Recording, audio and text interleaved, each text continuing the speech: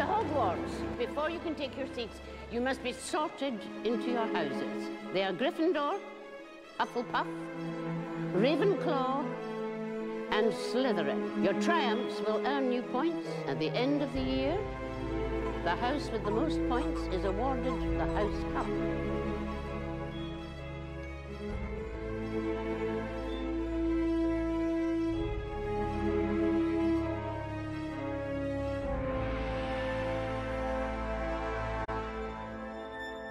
The way this is going to work is a little bit different than a normal tournament. Normally, for a team tournament, if you win, it's 1 point for your team. If you lose, it's no points. But actually here, every single point on the go board is a point for the players. If they resign, 361-point loss. Ouchie. If you lose on time, that is a 361-point loss. Paige, of course, is representing Hufflepuff, and Albert representing Gryffindor. I'm curious to see whether these players are going to play as according to their houses. You know, Gryffindor, the house of the brave. We may see Albert doing some very brave maneuvers here. Hufflepuff, the house of the loyal and the diligent. Diligence is good in the Go game, but to be honest, loyalty is not so much. You're supposed to be a little disloyal to your previous ideas and your previous groups and things like that. If everyone plays like relatively normal and people are only winning by 15 points, and then one player kills their opponent for 120 points, then that house wins automatically. Like there's no way that anything could possibly come back from that. So it's really sort of equivalent to the broken nature of Quidditch in general, where like if you catch the snitch, you not only do you instantly win the game, making every other play of the game irrelevant, but if you catch the snitch, you also win like 150 points for your house, which like doing homework, like, you know, showing up and answering like questions appropriately in class is like worth 1 point. I mean, you have to do that for half a semester to get, you know, one snitch grab worth a point. But yeah, we've exactly. And so just like in the books where Gryffindor got to do all sorts of brave things and get rewarded with hundreds of house points at the end of your feast, I believe that the Gryffindor mentality to these games has to be correct as well. So I with that, I think Gryffindor, even maybe their house is favored. Maybe they're going to be coming in here with as much bravery as possible, even if that bravery leads them to die horribly and be the poor house with a negative 100 point score. If you're either positive 100 or negative 100, then that's 50-50 shot of winning. So this Black, like, she tried really hard to defend without connecting here, but in doing so, she just lost the chance to attack this white group separately from that, and we're getting a direct mano-a-mano fight where Black is surrounded and White is not even, I think, clearly surrounded yet.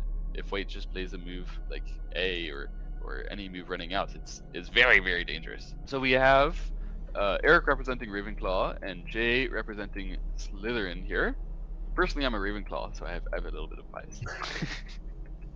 Well, it looks pretty even according to AI right now. I mean, again, you guys can see. I want to introduce this new kind of feature we built. It one tells you the quality of the move with the color kind of in that percentage there, as well as you know, what to expect from you know, the analysis of who's potentially winning. Tells you the time, tells you the name, and also tells you the points at the bottom, kind of what the potential accumulated points are. And they're, you know, of course, racing to the middle to get over you know, 300, 185. Usually, I mean, that'd be the case. Usually you just want to try and win. In this case, we're actually trying to, again, maximize. So they're pretty dead even. I mean, if the house is, you know, if it's a half-point game, I mean, it's not going to be, I guess you defend it against a huge loss, but you're not going to get, you know, a big pot for your house. So. Yeah, so they're trying very hard to make some aggressive things happen.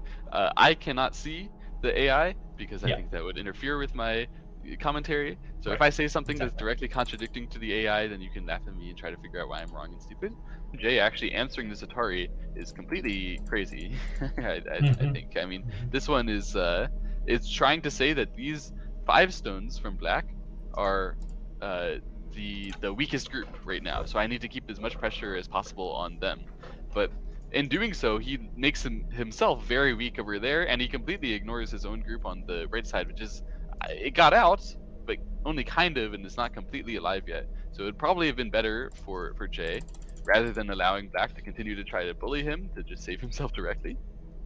Instead, we have this, and Eric is immediately going in for counterattack here, trying to get enough strength by chasing this white, and also, of course, reduce the area. He's trying to get enough strength to launch a really strong attack on that Panuki on the side. So Jay attaches across again. It's the same technique which he used before, where if it goes like this, then Eric has to answer. He can't play here, obviously, because it's short of liberties. He has to answer somehow, and then Jay is going to probably try to switch around and take care of all of his things. Eric chose to just play on the outside, so this is often the same technique that you see on the bottom side, where he pulls back. This is often not allowing white to trigger a second issue for you.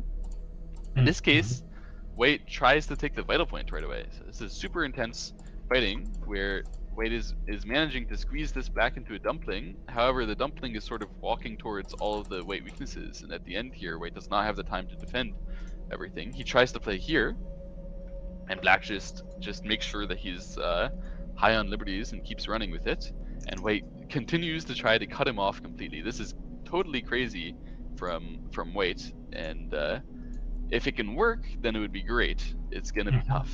It's gonna be really tough here. So black makes one Atari exchange there, which may not have been necessary if he's just going to jump. I think maybe that was a little bit for time as well. And now he's going to try to save to the side over here, run all the way to the side and use the white weaknesses there to save his own group. He plays this Tiger's Mouth first, which may have missed some critical opportunities to have exchanged move in the center, because now white can play a couple forcing moves here that kind of deny black any good shape, and white eventually has to answer. On this side, now we have the really critical moment of the game where this black dragon could die, could not die. It has to save itself on the side using these white weaknesses, using the white weaknesses in the center, using those 3 stones that he sacrificed earlier.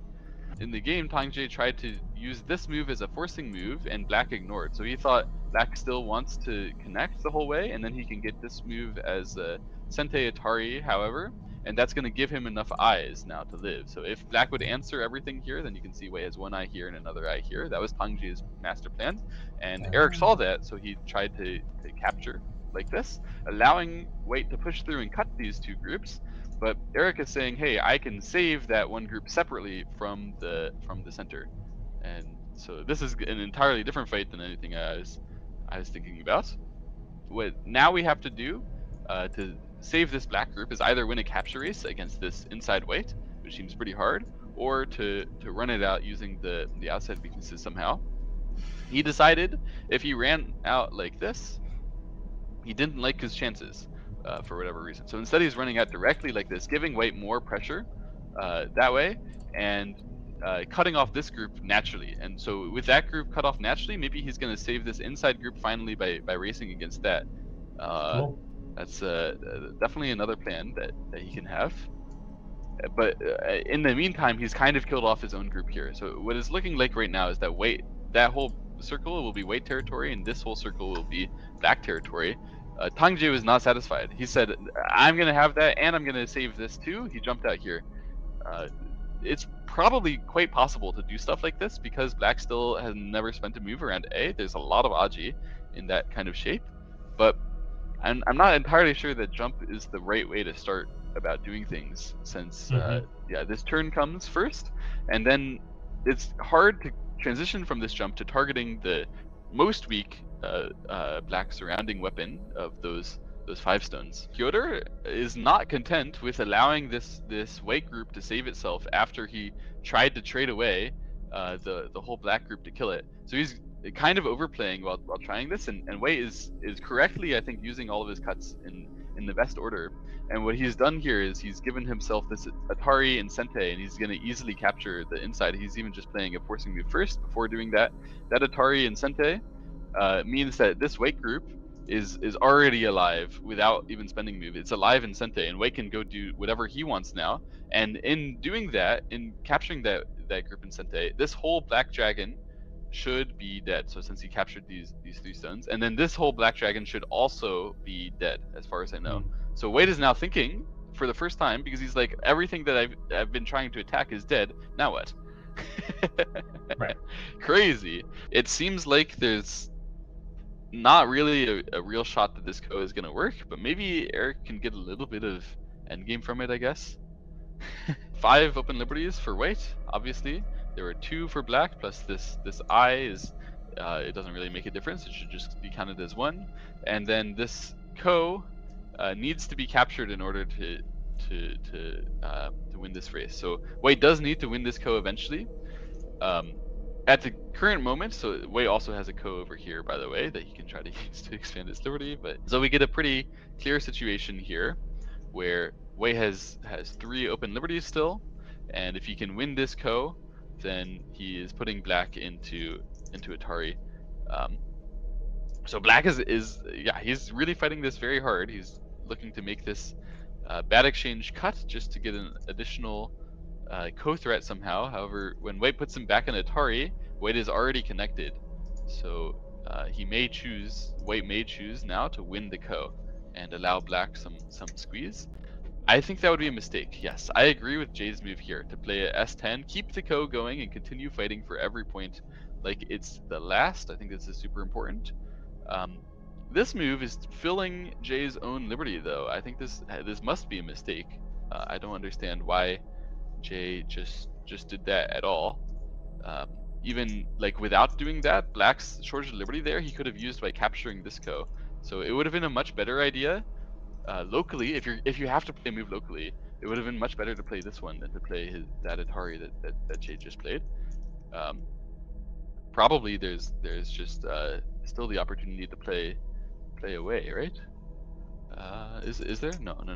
If we would play away now and black plays one more move, and then play away again, and black plays the Atari, it would not be successful.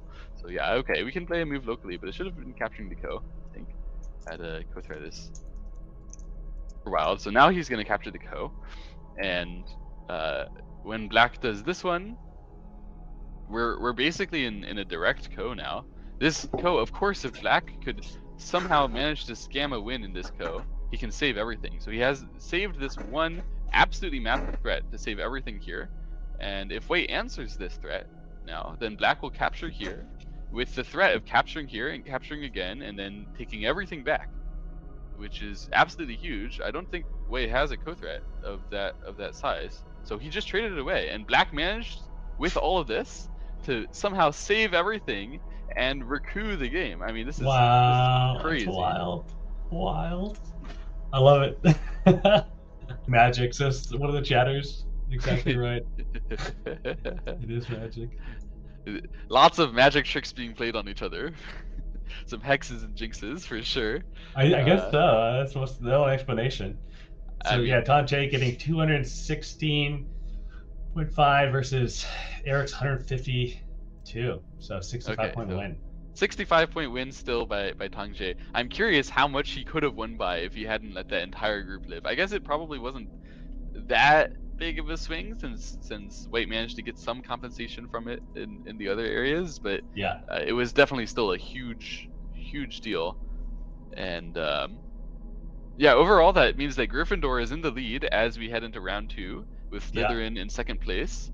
Eric Lee and Paige, I think they both have a lot of fighting spirit coming into this game. They should both be some of the most motivated players to score huge. Black continued with this breaking the bamboo joint. I love breaking the bamboo joint, of course, every time. It looks like a great move to me, and when White plays this Hane, of course it's just inviting the black cut, where black can continue to take care of his group really nicely by extending to the side. Of course, we're going to see White connect, and then black either extend or find a different way to continue playing on the side. He could try to play Hane, or he could even play away. This is the most aggressive. So Eric Lee is not interested in doing, I mean, Hane to me, this was like a relatively aggressive way to continue. It would allow White to capture with a ladder. So I think this is why Eric Lee did not want to continue doing that. It just takes the strength over there. So instead, by playing here, Eric Lee is saying, go ahead and try to attack my group on the right side. You're way too weak to do that. I think I can attack you in the center and on the bottom. I actually really like this move. I didn't see it, but it's definitely a better move than the moves that I was playing. Actually, the fight is just breaking out. She indeed agreed with me about the timing to do this. And so this is the Paige strikes back moment. Hey, and there you we go. have to see whether this is gonna work or whether it's not gonna work. I think Eric Lee has his correct plan for how to handle this, where he's still just going to run to the center, still hope to rely on the lingering weaknesses of black on, or sorry, of white on the side. There's actually some big problems with potential ko, and you can see Eric Lee is about to go down this route where we're going for a ko here. That's Atari, it's double Atari, and oh man, I didn't see this either. I knew that this existed, but I did not see the switcheroo. Really nice idea where this is a connect and die from Eric Wow. Lee. So he's going to Oh, capture that's those 2 stones, and Paige huge. is in massive trouble where that capture comes with an Atari.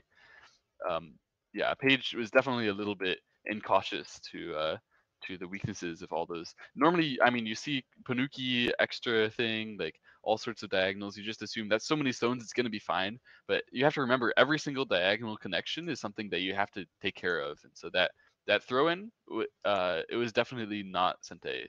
Paige instantly answered, just intuitively believing that that was going to be okay, but she had to Tanuki there and try to. Wow, huge. Looks like Eric Lee then is up by 48 points about. Ben has managed to save his group by taking a big swath of bottom side territory. Very successful result for Benkyo from the opening. However, he was after this low on time, so we have to see whether that time advantage is going to be used by Michael Zhao in any great way. He immediately blocks on the right side. I have to say I do not support this action. You do not want to harass this bottom right white group. And the way that he did it, it just completely ignored that his 3 stones on the bottom were still weak. So Ben just ate them. I mean, they're just dead again. Ben has eaten so much territory, and Michael Zhao got some thickness from it. It's not worth. It's not enough thickness for that situation to be good for black.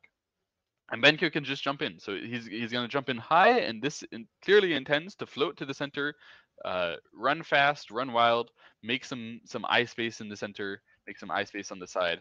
Yeah, here he is running around, and yeah, black just ends up taking the territory on the right side as compensation, but white is winning. I think this result is actually going to work out tremendously for Albert, in fact, because this influence, you don't really want to build with it as much as you want to kill with it, especially in the Hogwarts Hustle. And so by playing like this, and the ladder did not work, then Eric is left in a situation where he has to like figure out how he's going to save all his groups here, and it's not that easy. He plays this extend, but to be honest, it looks kind of like an overplay to me to play like that. Of course, white is going to continue by running out. He's going to be able to save that group, and black has to take care of both of his groups now. It looks really hard to do, especially when white still has so much pressure over there. So there's a lot of hidden strength that you don't see. I think instead of that, the more reasonable thing would be to just push a few times, allow white to however he'd like to do it to take this area, and then just play some normal thing, whatever. I still want to come back here, by the way. Instead, in the game, we have very aggressive play by Eric Yoder as well. So it seems like he's considering that this is his chance to revenge himself for round 1, not just to take the smallest loss that he can. This must be Eric's plan, that he had an idea of what he was going to do from coming in here. The point is, when white blocks, we're going to see this cut, this Atari, that one, and white can't save those 3 stones. Actually, I don't know why Albert went all the way in down this, because this is not that hard to read, to be honest. After this, there's this wedge, and those 3 stones, it's a crane's nest Tsuji, just sort of expanded a bit, where if it goes this way, of course it's going to be a ladder all the way out that way. Eric Yoder, he eventually just ended up taking care of his group on the right side, I think aptly, and we see this move from Albert Yen that I pointed to earlier, which is asking Eric, hey, are you going to let me try to save inside easier, or are you just going to take the power towards the left? And it was definitely correct, objectively correct, to block on this side and allow that small reduction, because this white could probably have saved even without that help.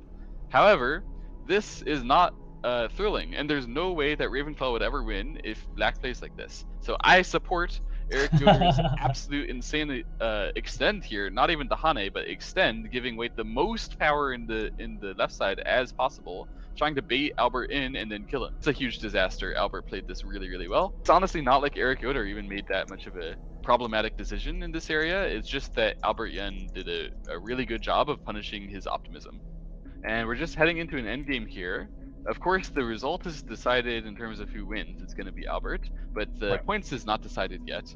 And so we will be seeing as many endgame tricks as both players can possibly find. Still well played to the endgame by Albert, and holy cow, man.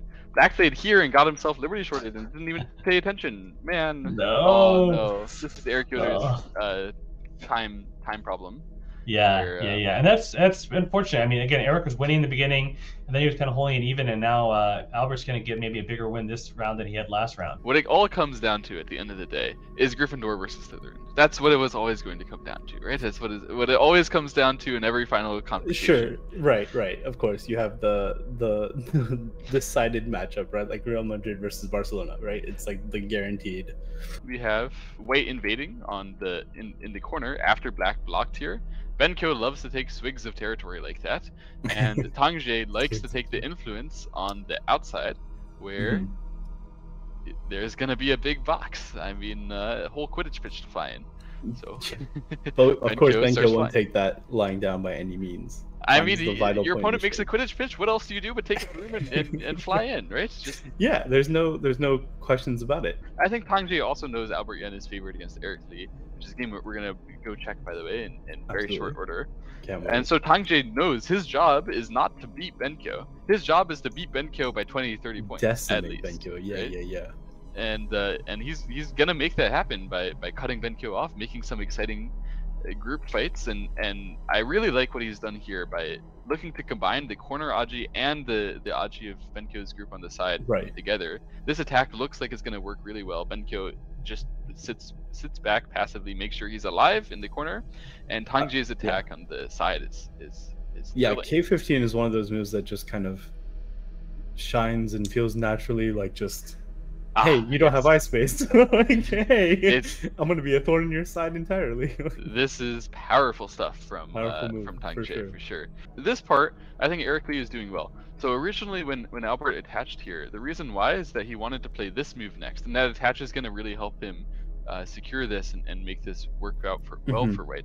So by playing this peep first, Eric Lee did a nice job of stopping that from happening and making this White kind of isolated. So Albert wanted to then use weaknesses again like this, but Eric pushes through. I think this fight is looking good for Black. I think that this is a small mistake from Eric Lee. He's supposed to play here, and if White tries to chase this ko ever, it looks pretty scary because White can have some underneath things, but White needs to like actually properly win the ko. And you just have to bait them in to do that, because if they do this, they're losing their timing to do all the other things that are important on the board. So I think capturing first rather than this is important, because when you play here, it is an Atari, so you kind of are getting away with Sente, except it's not really Sente, because the moves that you're giving to White to get that next move are the most valuable moves in the most valuable area. And so this is actually sort of giving White a really nice squeeze on the outside with the next move, where it would probably be better to just immediately capture. After this, when Black continues, he has to kind of run. He has to try to keep some pressure. It's not realistic to seriously attack when you have a group of your own that's that weak. So we're going to see Albert be counterattacking and taking care of this group. And ultimately, I think maybe just off of those couple exchanges, we're not really going to see Eric Lee be making any huge area at the moment with his influence like that.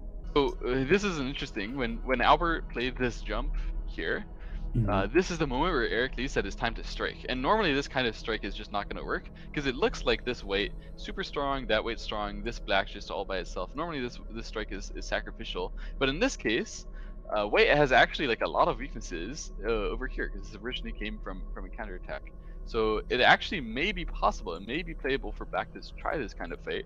Albert is trying to get the timing to go and defend both sides like this, but Eric Lee's turn here is a really nice job to point out all of the White weaknesses over here. White did not feel confident to ignore, to come back to this area, because Black can cut and White can't come back here. You can see it's just cleanly dead. Cleanly captured, Ben timed out? There's no way! No!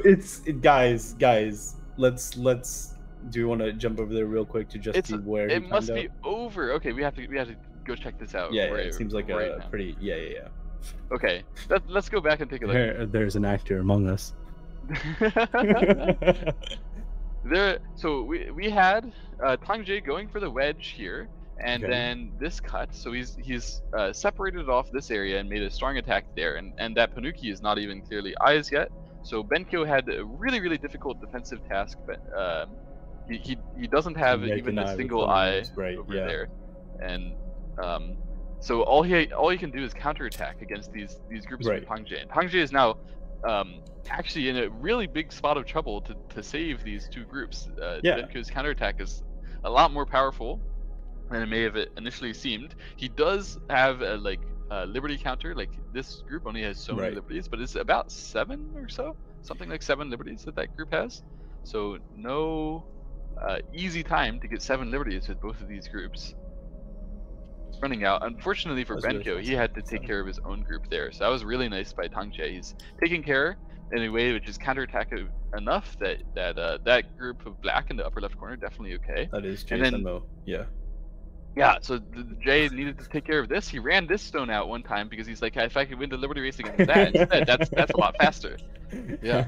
So he ran that out one time and cuts and here. And this group only has 5 liberties, but it does have this peep and this. Oh, Benkyo had to give it up and he had to let this.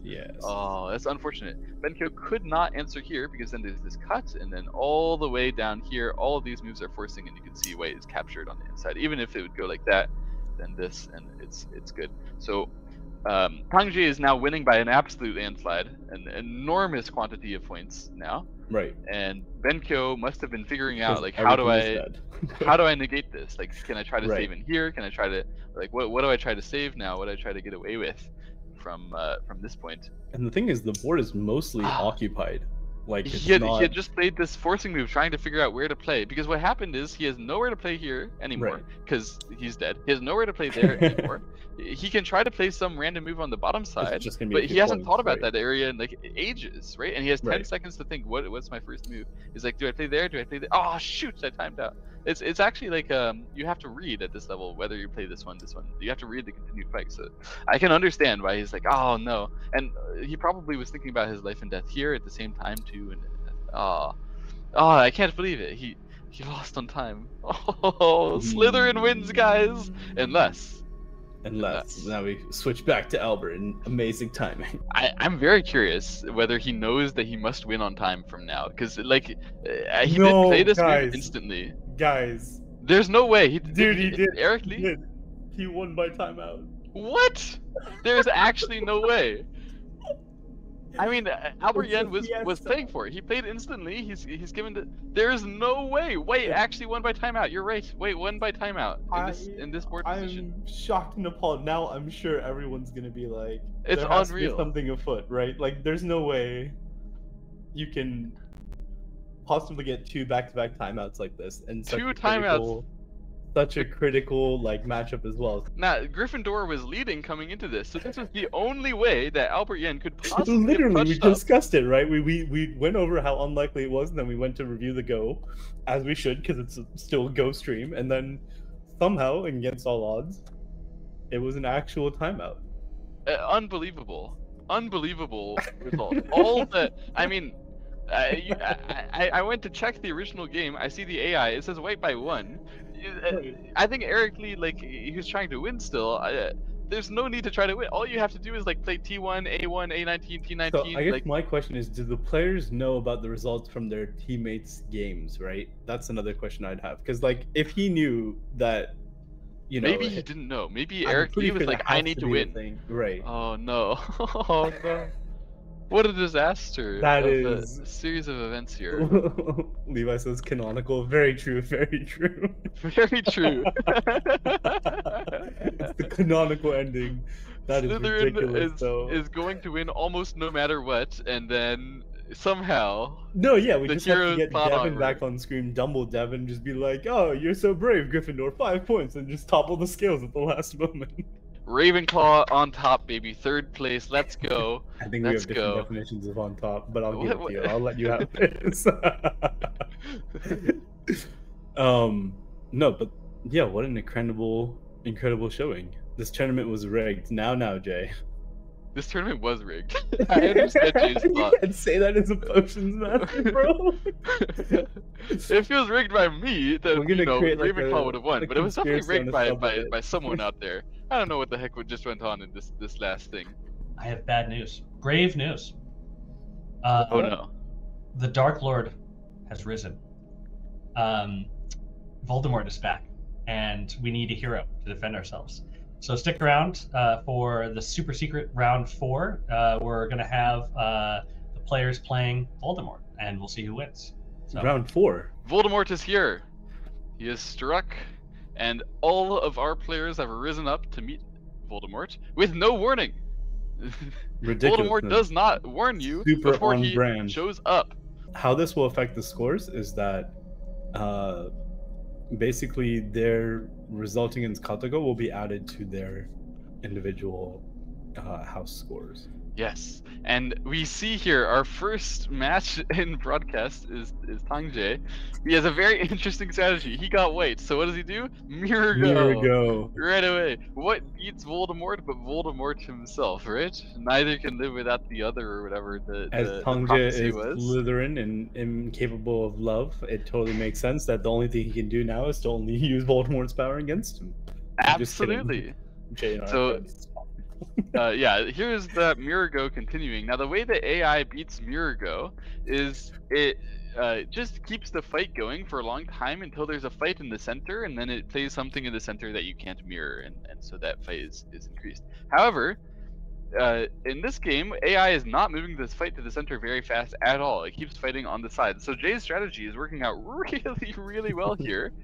Nothing is happening in the center. There's for, like, there's some teasing there with some ladder stones. And finally here we have Jay pausing because he knows this is a ladder. If ladders can see from his face, Black is gonna win. he was so happy, and then he's like, "Gosh!" Oh no! So here it is. Katago made a huge 65 move variation in both corners just to make this final ladder. Tangjae had no idea it was coming. He just mirrored without a thought. And Voldemort, as here, he's created the trap. He's created the trap. Tangjae may fall into it. Oh man, this is actually really scary, by the way, for Tangjae. Because he's Slytherin as well. So because it's like one of the top 2 players, his result 100% influences the final standings after the business of the Dark Lord is done. 100%. Absolutely destroyed because he was casually mirroring, and then the mirror has been broken, as we can see from his face. He's in a bit of a pickle because it's not his own individual game; it's about the house standings as well. Now, the good news for Tangjae is that in this corner, this area is solidly his. That is not a co. There's no co there. That's solidly White's territory. Similarly, this is solidly Black's territory. The bad news does the ladder actually affect then? The bad news is the ladder affects the center a lot, and Tangjae has no way to win the ladder on this side. There's no way to capture that one stone. Black is just going to keep running it out like this, as you see, and he has no choice but to give up the ladder eventually. And White is now split into these 2 groups. Black has established complete dominance in the center. How do we feel about running out the ladder then, if it's not going to be... Oh, this was awful. This is... absolutely insane play by Jay. It would have been much better to play the move in the center first, like something exactly. And then you at least win one side or the other. The way he did it is like just running right into Voldemort. Right, exactly. And, yeah, it's very now dubious at best. It's a horror. Okay, so here the start for Albert actually looks pretty good in this game. I like what he's done a lot with that with this Knight's move and then his attachment here. In general, he's made a really nice shape while he's taking care of this group.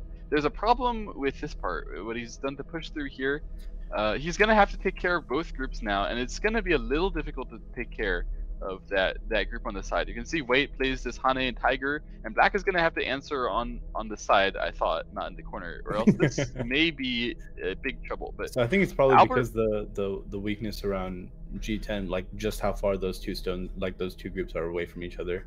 Yeah, I mean, Albert is walking into the trouble here. He's saying, I don't have to. No troubles. I have no problems. Yeah, exactly. Yeah, this is not gonna work. I think Katago has read this out better than Albert. Probably. And, you can see it at the end here. This shape is well connected, and it even has some potential eyes for Katago, and this shape also well connected, some potential eyes for Katago, is now racing against that group, while this one is just casually dead in the background. So that's not a good start to the fight for Albert. It was probably a bit too adventurous and aggressive to do that stuff. You're sort of supposed to hunker down and chill. If we think about it from a logical, tactical point of view, right? If we know that Katago will eventually break the mirror somehow, right? If that is an underlying assumption we made, would you then recommend playing mirror going against Katago? Because he's Voldemort is basically deciding. It's a risky strategy. It's a risky strategy state that you have to play from. Yeah. Because, for example, for Tangjae, it worked horribly, and he's getting decimated over there. We don't even want to see it anymore. There's way too much bloodshed. I mean, Crucios are flying left and right. Let's be honest. But truly, in this game, it's worked fantastically. I mean, Black is, I would guess, after taking Tengen here, Black is about 2 points ahead after 100 moves, and the positions are solid everywhere. It's exactly what Eric Lee wanted. So it really depends on what Katago is. Had there too, yeah. Yeah, sometimes Katago counters Mirago really hard. Sometimes it counters it not so hard. You can see Tangjae just drew the short end of the stick, to be honest. I mean, Eric Lee could have gotten beat just as badly. Truly, yes. But instead we have Eric Lee just trying to save something on the top side. He got himself cut. I think this fight is really, really difficult for White to play. It looks like Black will be making enough liberties. He had to make this ko. Yeah.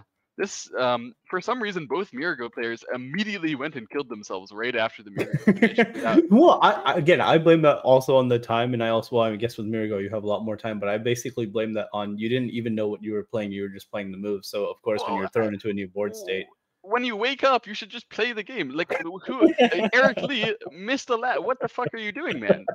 Bro, are you trying to be Voldemort?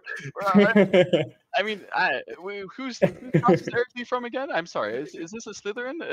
Eric Lee. No wonder. In fact, Slytherin. Clearly on Voldemort's side. This is intentional throwing. Hey, you can't make these kinds of allegations. We don't have any kind of proof. It's like saying Draco was working for Voldemort. This guy's working for Voldemort. Everyone knows it. It's in the subtext. From this point here, I like when the Mirago breaks, you can do literally anything. You do not have to cut, throw a group here, die with it, let Black get the entire thing you've sent her for free. Like, this is the worst thing that you could ever do from this. If you just throw a random stone here, it's never going to be that bad. Like, overall, at the very end here, Katago only won by 79 points. Now, of course, all 79, I mean, maybe 77 of those 79 were thrown in the middle game for no reason. But, you know, whatever. We'll move on. 79 points, not that bad. Yeah, I mean, we don't care about how many points Katago won by, though, right? We care about how many points that Eric got for. Because everyone adds up the points to 361, then. I guess that's true. It'll I be forgot about that. Yeah, Chinese rolls. Yep. So let's go back and look at Benkyo's game. So Benkyo is the player who did not blitz against Katago the most. He just is trying to play properly. You can see he's playing a whole bunch of Jisekis. He's playing some forcing moves. Very detailed. I mean, I guess disciplined. Yeah. He's trying to reduce. Katago cuts it off, gives Benkyo some problem. Benkyo jumps back. Very, very reserved play. I think the jump back is clearly not the right vital point, but it also would never be that bad. So.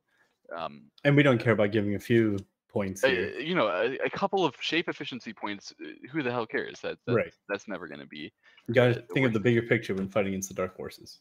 Absolutely. And so Benkyo actually did a really nice job saving this group, running it to the side. I like the shape. Yeah, absolutely. Yeah, I mean, very thick, very strong, very disciplined.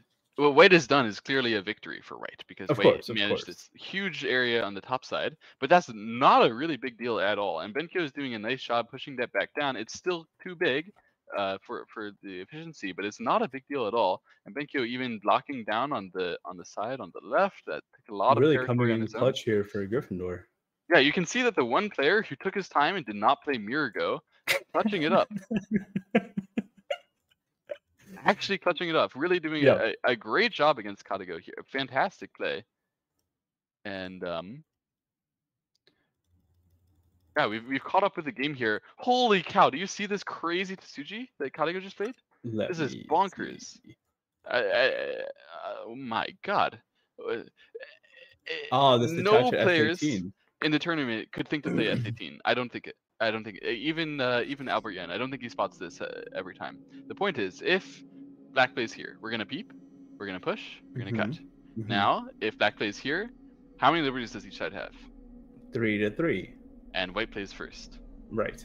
So black dies. If you play at 1, you just die to this pushing cut. That is crazy. No one thinks that this black will die with the 2 open liberties there, but it just dies because all the other liberties are filled, and white makes this big stick on it when it cuts. So Benkyo correctly recognizing, nice job, white, good job, good endgame. I have to fall back, and he just takes his smaller endgame pill, loses a little bit. That is incredible endgame.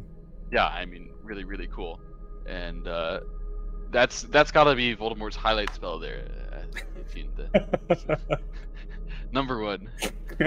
Not the Avada Kedavra we expect, but the Avada Kedavra we deserve. Yeah. Most of our players are losing by about 80 points this round. It just is really hard to like control your mind when you're playing 5 seconds or 10 seconds a move against Katago. It's absolutely insane.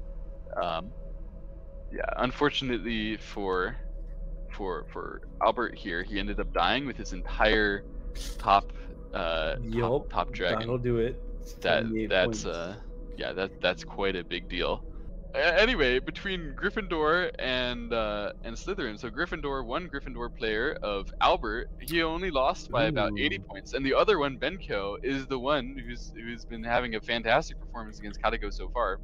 So Matt had an interesting strategy, not Mirago from the beginning, good job, and then he had a whole bunch of these floaty moves. He spent 1 million moves on the 5th line in the start here, I think, preparing for the fights. This triple Hane was a bit ambitious. Black did a good job to punish with that Panuki, but overall, white has just been taking super solid shapes and hoping that it will pay out. Katago takes care of its own group really nicely on the upper left there. Good job, Voldemort.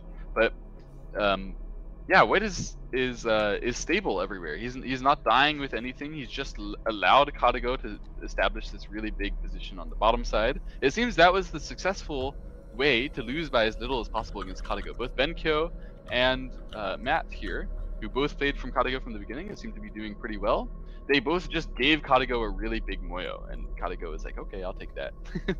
Good enough for me. Slytherin having thrown tremendously somewhere in the middle at 2nd place, and Gryffindor takes the W at 1st place. Well done.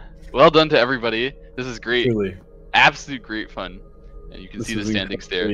Incredible tournament format. I can't, again, imagine it's one thing to play like long games, right, where there's an hour and a half time control for each, but like playing blitz games and having so much on the line and so many memes to be had where you're trying to maximize your points, it can't be easy. So amazing showing from every student of these houses. Yes, very, very well done by everybody. Thank you all for playing, and thank you all for watching, dear viewers. Thanks for watching our secret final round defeating Voldemort. Every 2-ish months we do fun themed tournaments. So we invited awesome players and we do fun novel things. So yeah, appreciate everybody tuning in. So make sure you follow. Yeah. Thank you follow, like, subscribe. Want to catch the next tournament live? Follow twitch.tv/Baduk Club. You can also follow me at twitch.tv/Telegraph. Subscribe and like here. Thank you very much for watching, and see you in the next video. Bye-bye.